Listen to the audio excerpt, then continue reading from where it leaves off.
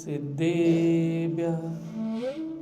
ओम नमः सिद्धेभ्यः। ओम नमः सिद्धेभ्यः। सुधीजनों, जब भगवान राम, सीता और लक्ष्मण वनवास चले गए और भरत ननिहाल से लौट करके अपने राजभवन में आते हैं और उन्हें पता चलता है कि राम वनवास चले गए हैं, उनके साथ सीता और लक्ष्मण भी चले गए हैं। तब वो माता कौशल्या के पास जाते हैं, उनके चरणों में पड़ करके खूब रोते हैं और वो कहते हैं कि मैं ही वो नीच व्यक्ति हूँ कि मेरी वजह से मेरे बड़े भाई को जंगल जाना पड़ा, वन में जाना पड़ा और उनके साथ मेरी भाभी और मेरा छोटा भाई भी वनवास से भुगतेगा। उसका जो निमित्त हूँ मैं हूँ, तो मुझे आप सजा दीजिए। तब माता कौशल्या कहती हैं, भरत उठो और अपने विवेक का उपयोग करो।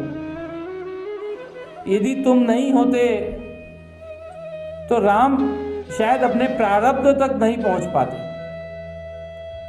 राम को अपने प्रारब्ध तक पहुंचने का जो रास्ता है वो तुम्हारी वजह से मिला।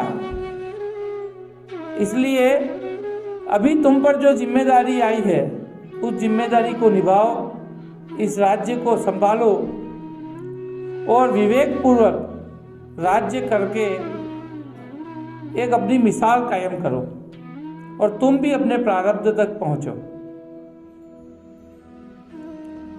तो हम जब भी किसी भी कठिनाई में, किसी दुख में, किसी भी बात की वजह से यदि हम दुखी हैं या किसी भी परिस्थिति में हैं, तो हमेशा हमें हमारे विवेक का उपयोग करना चाहिए। यदि हम हमारे विवेक का उपयोग करेंगे तो हम हमारी मंजिल तक जरूर पहुंचेंगे। तुलसीदास जी ने लिखा है हनुमान चालीसा में, तुम मम प्रिय भरत सम भाई, तुम मम प्रिय भरत सम भाई। क्यों कहा है? इसीलिए कहा है कि जब भरत राम जी को वापस लेने जाते और नहीं आते हैं, तब वे अपने विवेक का उपयोग करके अपने राज्य जो मिला था उन्हें, उस राज्य के सुख को त्याग करके भाई की तरह वन में कुटिया बना करके भाई की चरण पादुकाएं रख करके राज करते हैं और राज्य चलाते हैं। तो उनका जो त्याग है वो बड़ा हुआ। नहीं तो राम के साथ 14 साल लक्ष्मण ने भी वनवास भुगता था। जो भाई 20 घंटा 22 घंटा जाग करके भाई की सेवा में लगा हुआ है,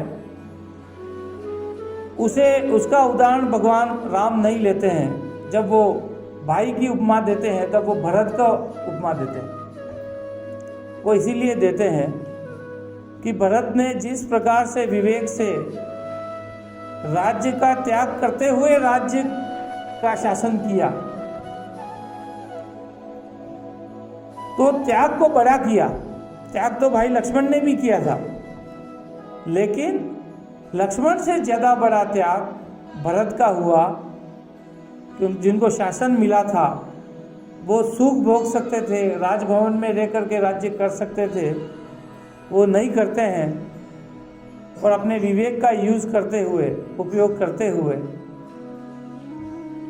भाई की तरह ही कुटिया में रह करके राज्य का शासन करते हैं। इसीलिए अगर कोई ये कहे कि विवेक ही व्यक्ति के व्यक्तित्व का निर्माण करता है, तो ये सही नहीं होगा। व्यक्तित्व का निर्माण विद्या, बुद्धि और विवेक से को मिला करके होता है। विद्या विनय प्रदान करती है, विनय बुद्धि का पोषण करता है और विवेक उसे लक्ष्य तक लेकर के जाता है। तो हमें जब भी किसी लक्ष्य तक पहुंचना है तो हमारे ज्ञान, हमारी विद्या, बुद्धि सबका उपयोग तो करना ही है, लेकिन उसके साथ में विवेक का उपयोग जरूर करना है।